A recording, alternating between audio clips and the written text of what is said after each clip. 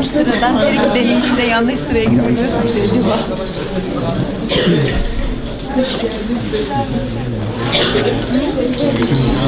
Gelen salondayım. Başlamak üzere.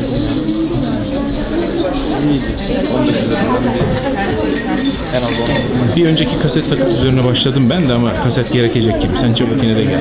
Geç gelsen de olmaz. Tamam hadi.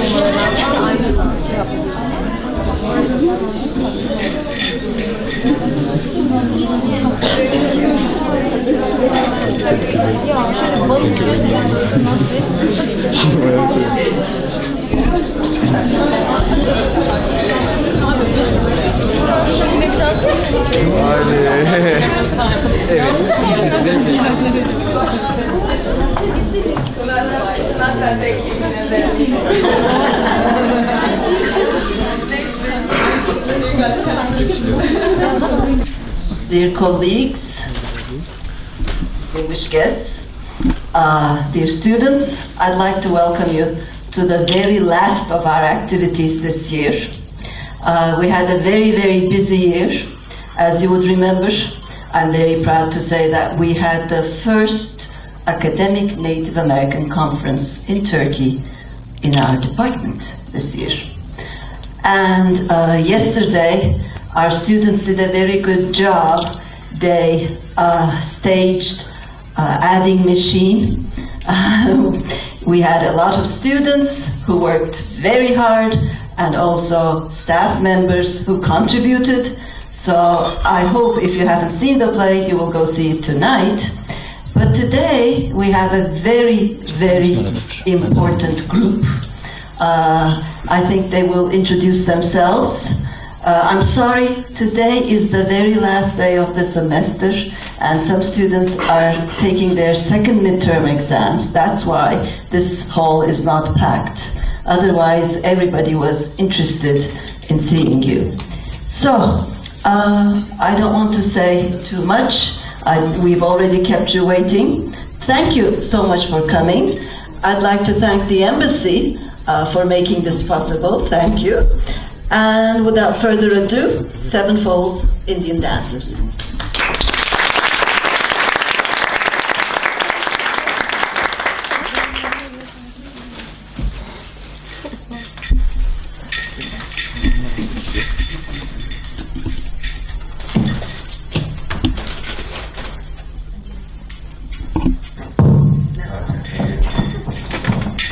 Merhaba, Hacettepe. And I'd also like to thank the embassy for bringing us over here all the way from the U.S. And it's been great here. We've really appreciated being here in Turkey and learning the new culture, and we also like sharing our culture with you. My name is Cherokee Wolf. I'm coming from Washington State in the U.S. I'm Cheyenne River Sioux and Pawnee, and this is my family, and we are also all the same tribe. On my right is my aunt, Carrie. She's the leader of our group. She's a northern buckskin dancer. Please welcome her.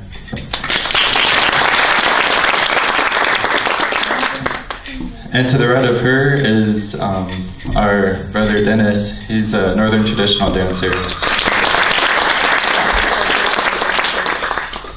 And next to him is our other brother, Derek. He's a chicken dancer, Denver, Colorado.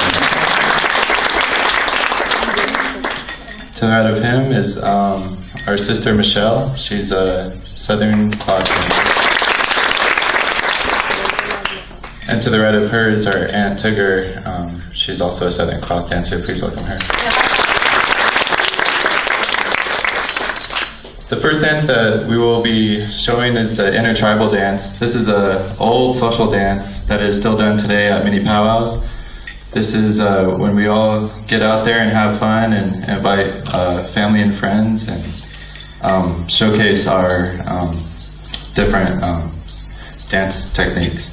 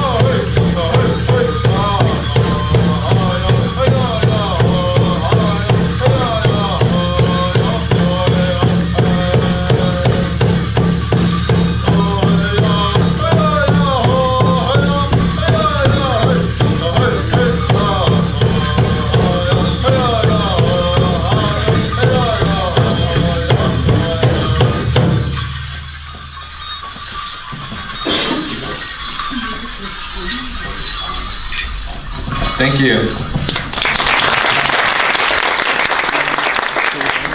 The next dance that Tigger and Michelle will be performing is called the Swan Dance, and this comes from the Yakima tribe.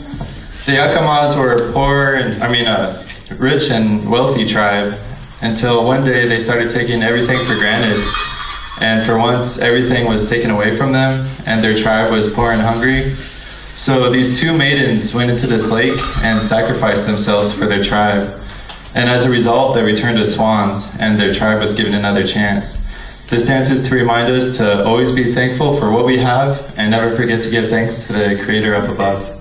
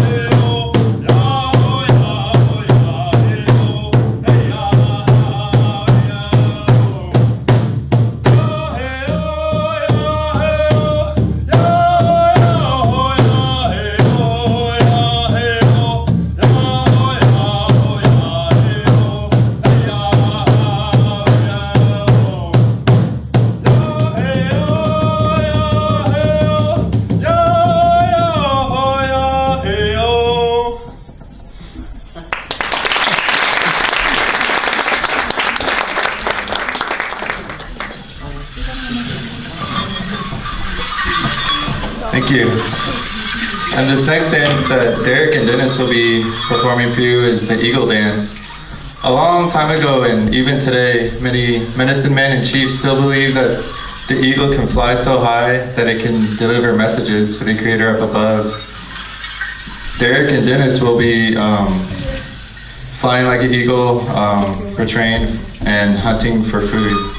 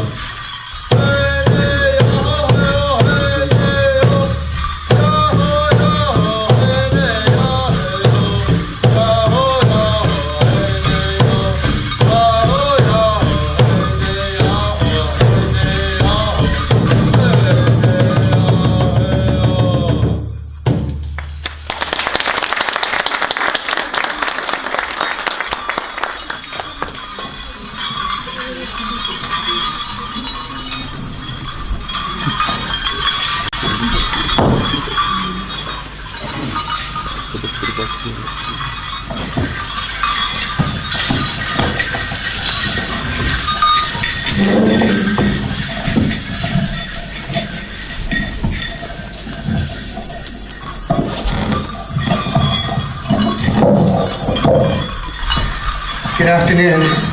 My name is Dennis. I'm going to explain a little bit about the style of dance and the regalia that I wear. I dance the Northern traditional style. It's one of the oldest styles of dance that we have.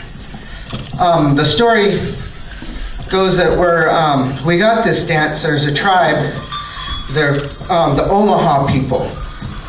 There was a hunting party of Omaha people, and they met our tribe, the Lakota people, and we were also hunting.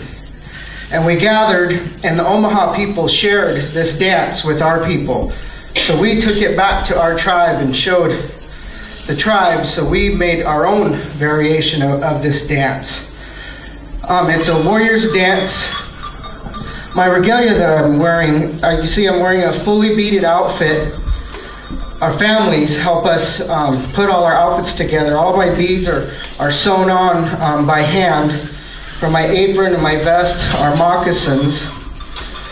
I wear an eagle bustle in the back, and it's shaped in a circle, and the opening in the middle, the channel, is for me and the Creator up above. It's a channel for me when I dance, so I pray and He can help me along my path. I carry a coup stick. This is a staff that we have. It's decorated with feathers.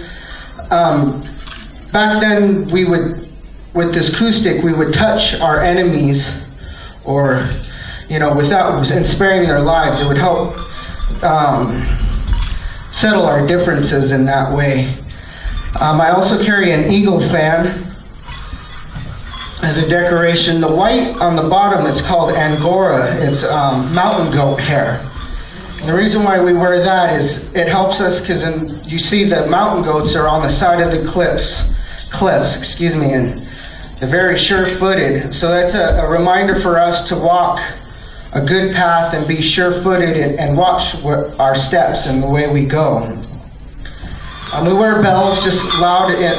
We used to wear clackers. They were deer toes, and we would walk, out in the prairie, and the animals would be able to hear us. So snakes and everybody would, oh, here they come. They would get out of our way or help us out. When I dance, you'll see me. I'll imitate either I'm hunting and I'm looking for the trail of game, or we're looking for the trail of our enemy type thing. So when you watch me, I'm constantly moving and looking in a zigzag motion.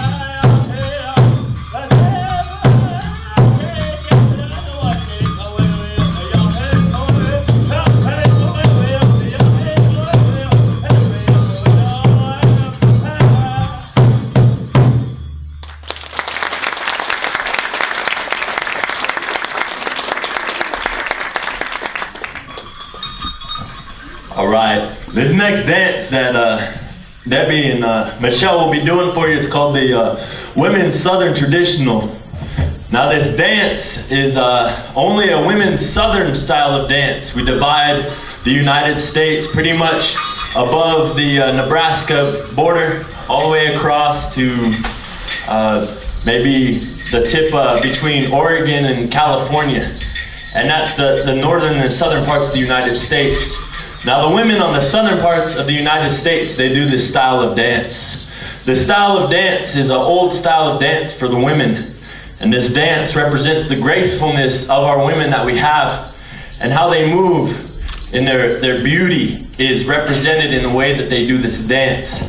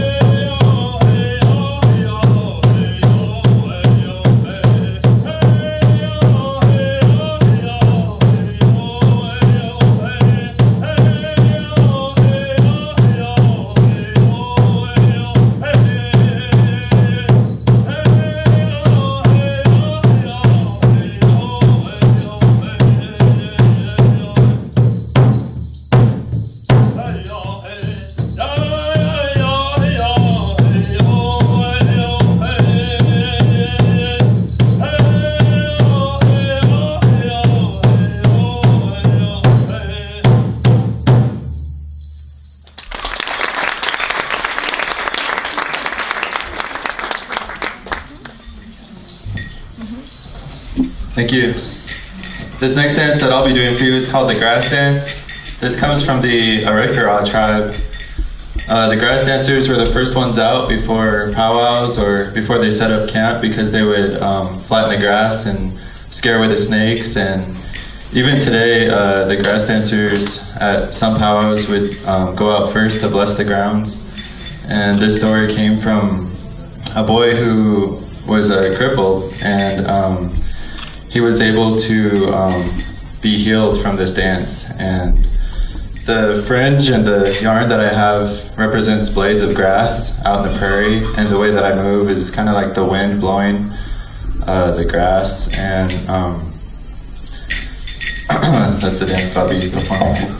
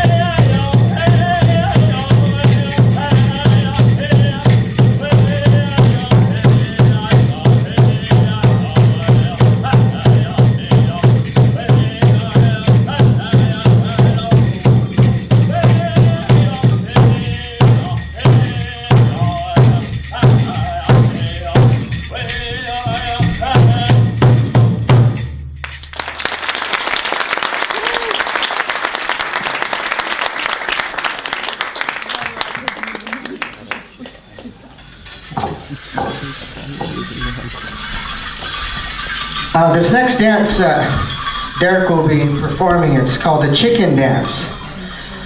This is a style of dance that emulates a prairie chicken. There's a story that these two young boys were lost out in the prairie, and they came across this chicken. It's an American grouse, is what it's technically called. We call them prairie chickens.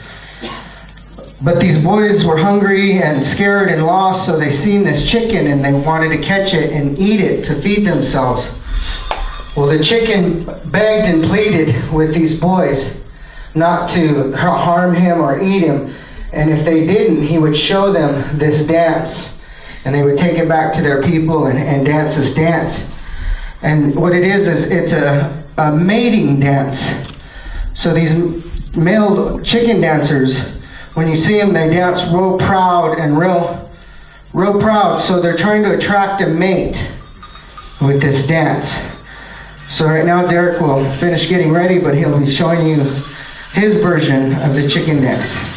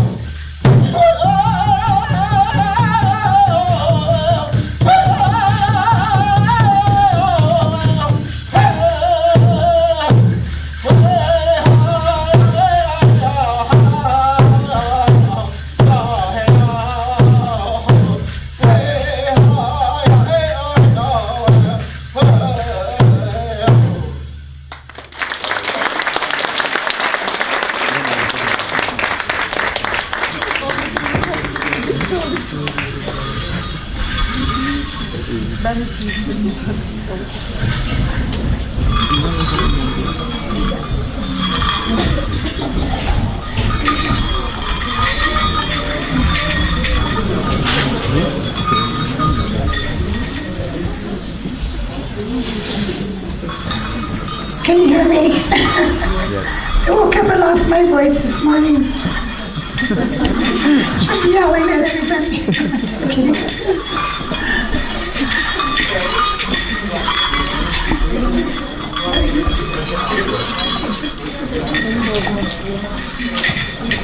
Thank you. This next performance that I'll be doing for you is called the hoop dance. This is from the cliff dwellers.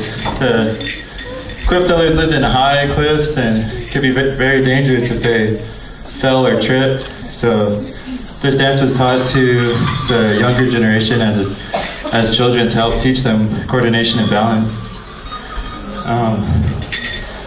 The hoop dance that I'm gonna perform for you is a story of a young eaglet hatching from its shell.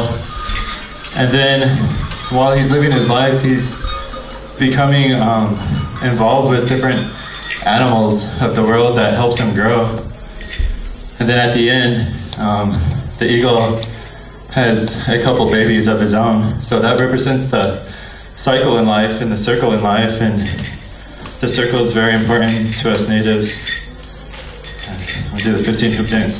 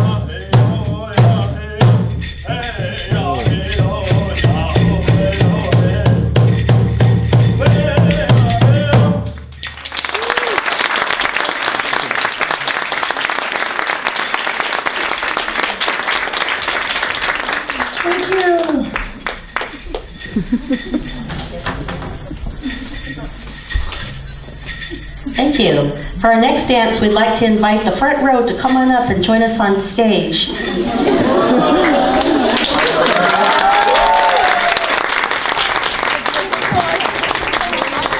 help us do the round dance, friendship dance.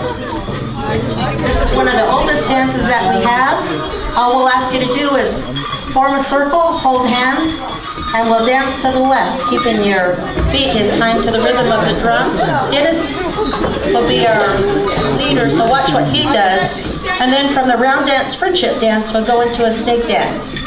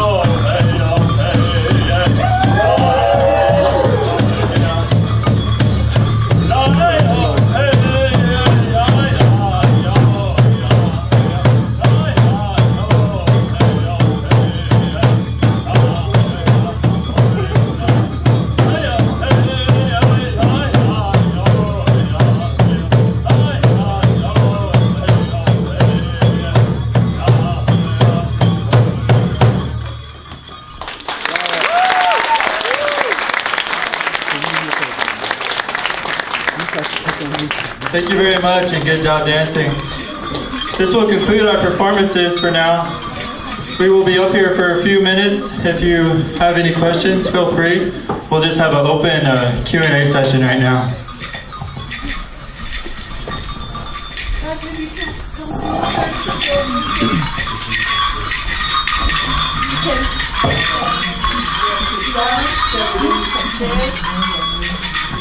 You want to start?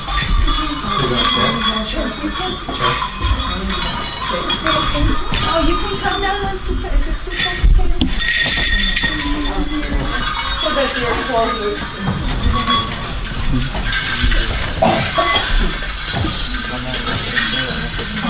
Then you tell a little bit about your family story.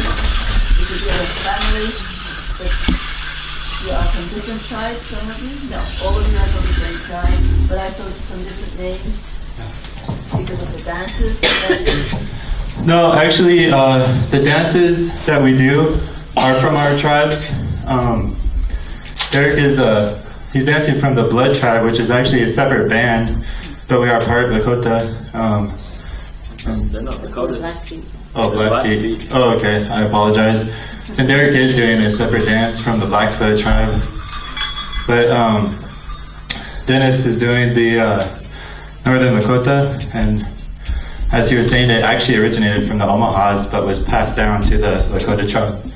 So we were able to continue and elaborate with that performance. And we're also part Pawnee, and the Pawnees women do Southern cloth, and Tigger, Debbie, and Michelle have been doing that for many years. And the Northern Buckskin is also from the Lakota people, and what Carrie is doing. And the grass dance is Rickaroff, which is a band off of the Lakota tribe, and we are also part Lakota. So for the most part, we are dancing our tribe. The family has been dancing.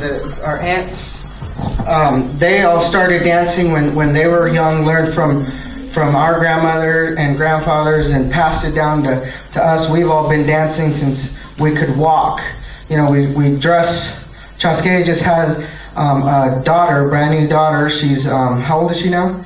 6 months. 6 months old. So as soon as she's old enough to walk, we're dressing our children and sending them out into the arena, into the dance arena. So they're dancing before they're walking, and as they're walking, they're learning. They're just running around and doing their own little thing. And we pass it down to all our kids as they pass down to us, and the family's been together, and all families stay together. A lot of the native tribes are a matriarchal society. The women are head of the clans. So, you know, grandma is boss. So, you know, there's a lot of tribes that are like that. I don't know if Turkey is like that with the women. No. You know, if it was like that around the world, I think it would be a lot better place if they listened to the women.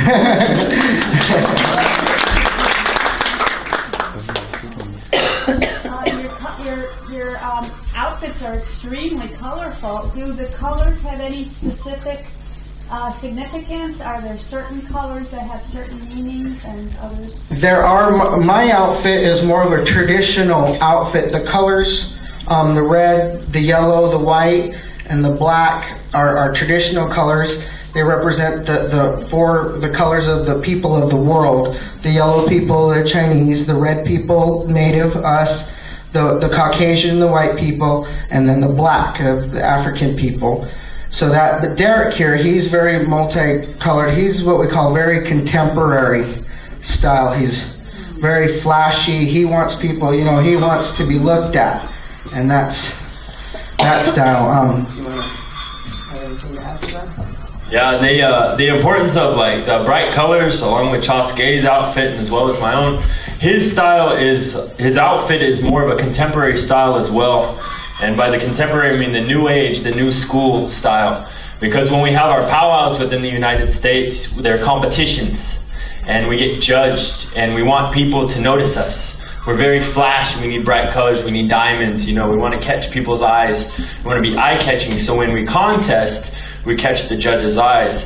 Chasque's outfit, the way it is right now, the old style is, this dance used to be a warrior society dance. Now, when he explained his dance about that young crippled, that young boy that was crippled, you know, he went out and he had a ceremony, he had a vision. And when he came back to his people, they respected that he went out there and did that at such a young age. Now, when he came back, he imitated the way that the grass moved back and forth. And they thought that he was very strong, being able to become a cripple, to being able to be just like everybody else, which is what he wanted. And that's why he went on that vision trip. So they respected that young boy's ways and his decisions about to go on these ceremony, to have that ceremony for himself, to make himself better. So they honored it, and they made it a warrior society dance. Now, a long time ago, only warriors were allowed to do this dance because it was held in such high regard. Now, when they would come back from a battle, a victorious battle, they would stick blades of grass in their belts, long blades of grass. And back then, the grass used to be really tall. And then they used to take scalps. Sounds, you know, kind of inappropriate now, but they used to put scalps in their belts as well. And so it imitated the way that grass moved when they would dance. But see, nowadays we use ribbon and yarn and all kinds of different flash, but it's now to catch the judges' eyes during our competitions.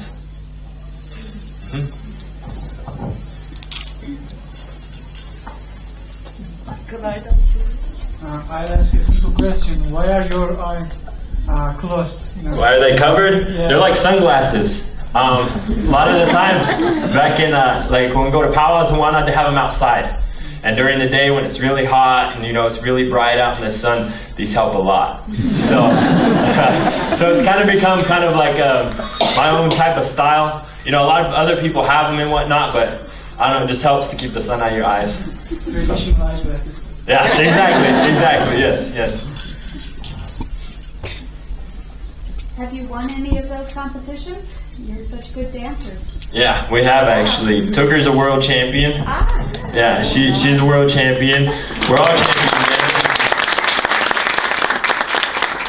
That's what we do normally during the summertime. Every weekend there's a different powwow in a different state. So during the summertime, like each weekend we're in a different state, competing at different powwows with, you know, tons of other dancers. We have our own different divisions, just like you've seen up here, you know, the grass dance. All the grass dancers come out with certain age divisions. We've had, you know, young little kids that are maybe 2 years old that compete to maybe 6 years old, and the 7-year-olds compete with the 14-year-olds. They have their own brackets. And then 14-year-olds to 18, and then 19 to 35, and then 36 to 45, 46 on up, you know, and then they divide it up into the age groups.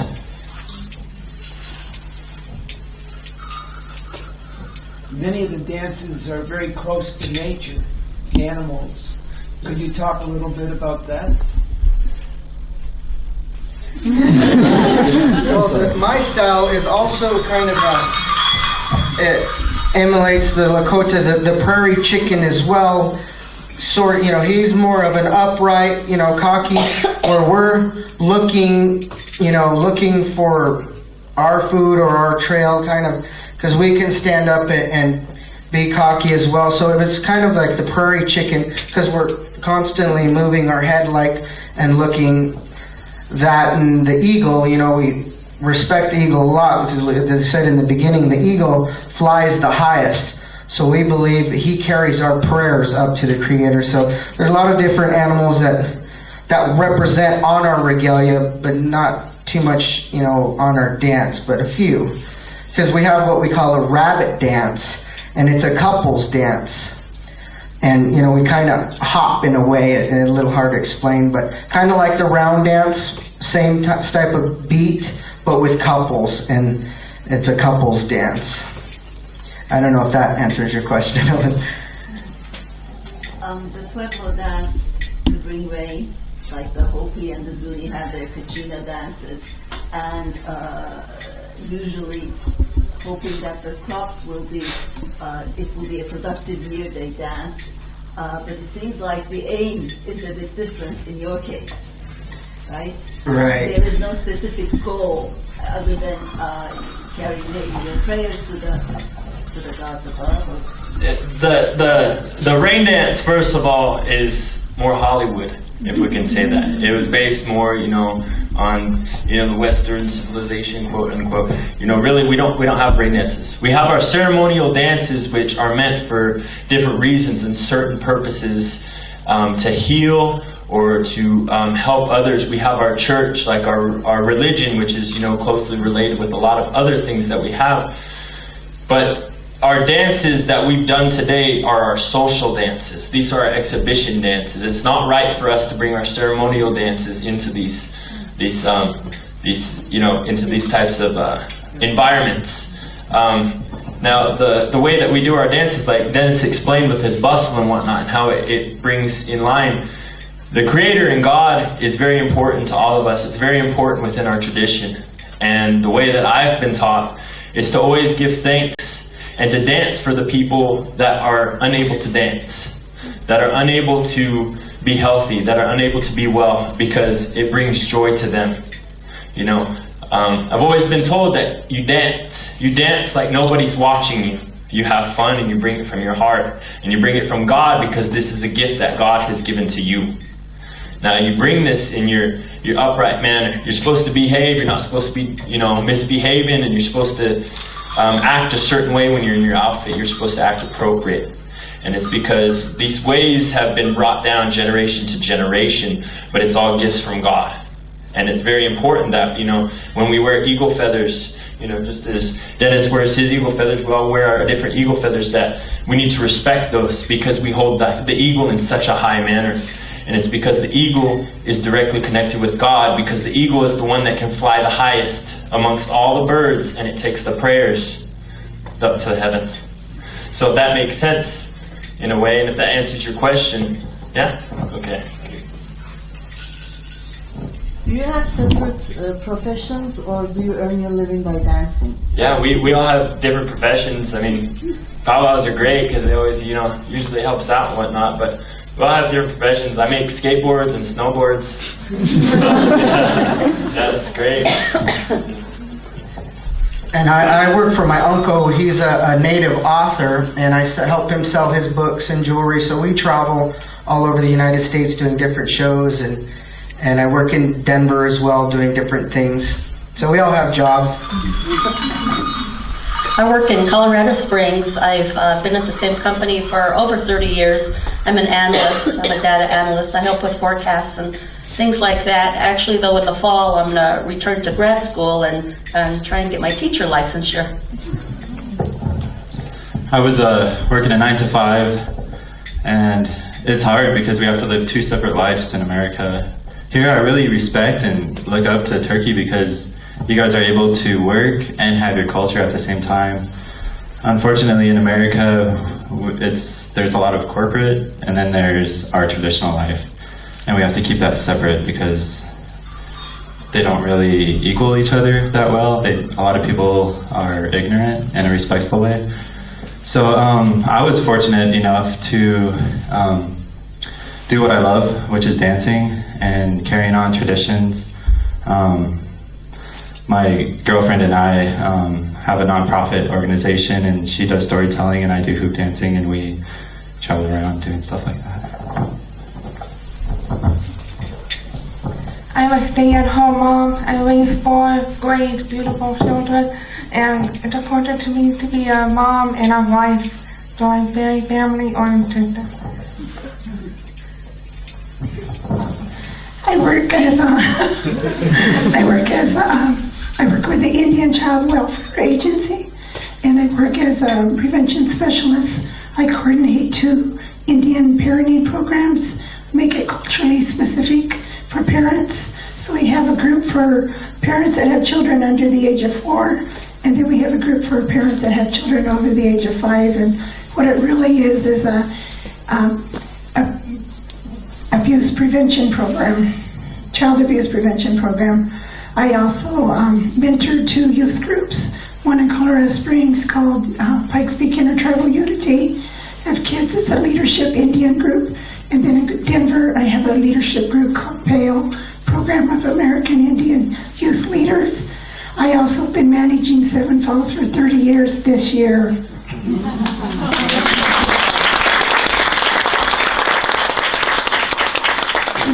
Seven Falls, the dance, we dance from Memorial Day through Labor Day at a tourist attraction in Colorado Springs called Seven Falls. You can probably Google it and see.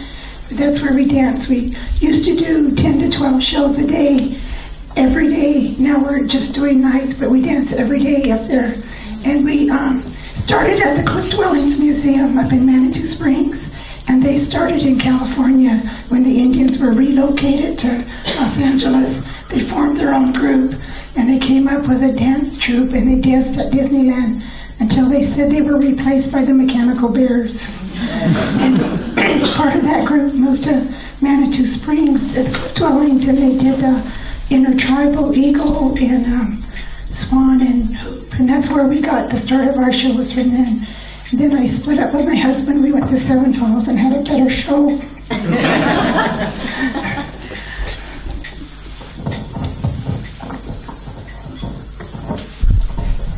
How about the youth today? I mean, among your own people, are they interested in keeping the traditions and learning the dances and the language, or is it you, just a select group, trying to keep it alive? Well, I think it varies from area to area. I know most tribes have programs for the youth, and also the families are very instrumental. If the families already are involved in tribal traditions or activities, then of course they'll involve their children. But it just varies. Even the urban Indians, like my 2 boys, always danced, and although we live in a very urban setting with a 1% Indian population, we still seek out. We travel to Denver, 60 miles away if we have to, or we travel back to Oklahoma or 2 different locations. We've traveled to Oklahoma and Connecticut and Wyoming, Montana, Washington, just all over the place, to participate in different activities. So I think it's probably true with any culture, you know, whatever the parents hand down to their children and what they encourage their children to do, you know, it's really up to the child as they grow up then if they're going to keep on with it.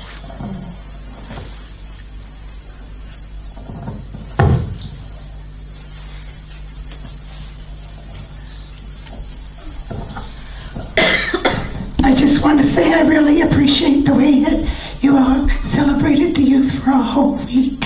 It's really great. They need to do that over there.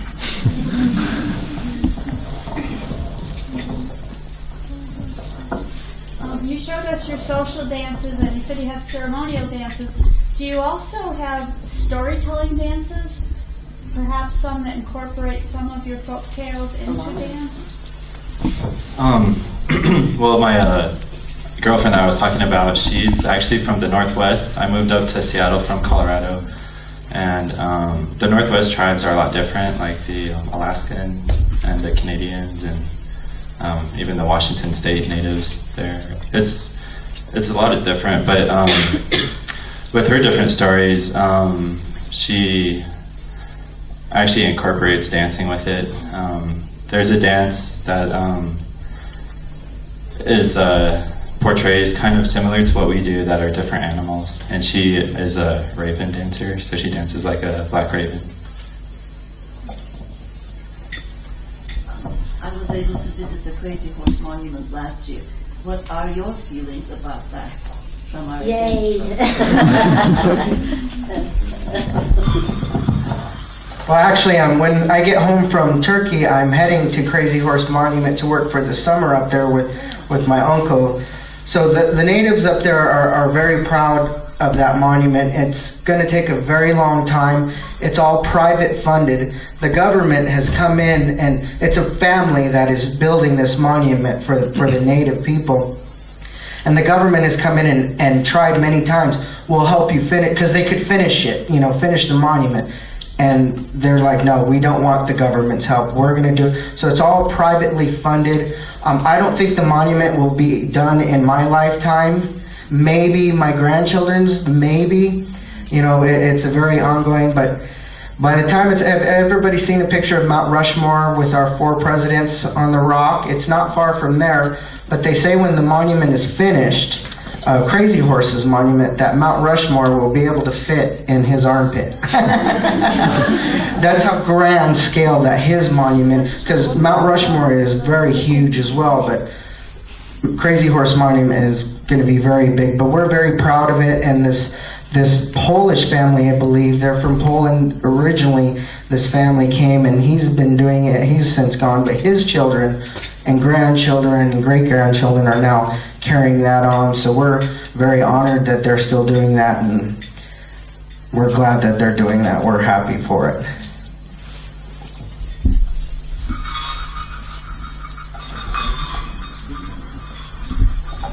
I may have seen you in Connecticut 3 years ago. Do you think you were there 3 years ago? There was a celebration, a powwow. At Skemetson?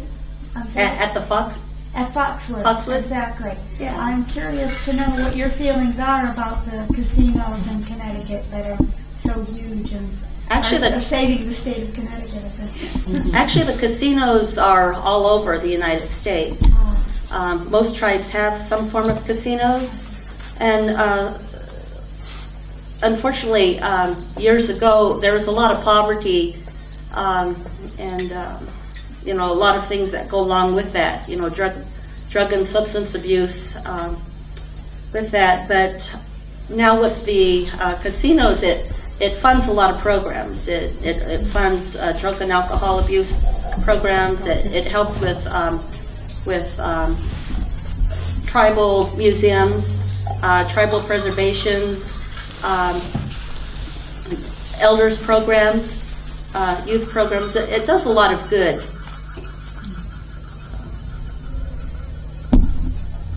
And it's fun to go in there every once in a while.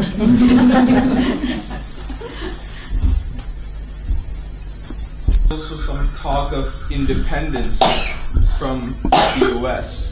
and that that was brought into our attention here in Turkey, especially the Cherokee Nation, was all over the newspapers in Turkey.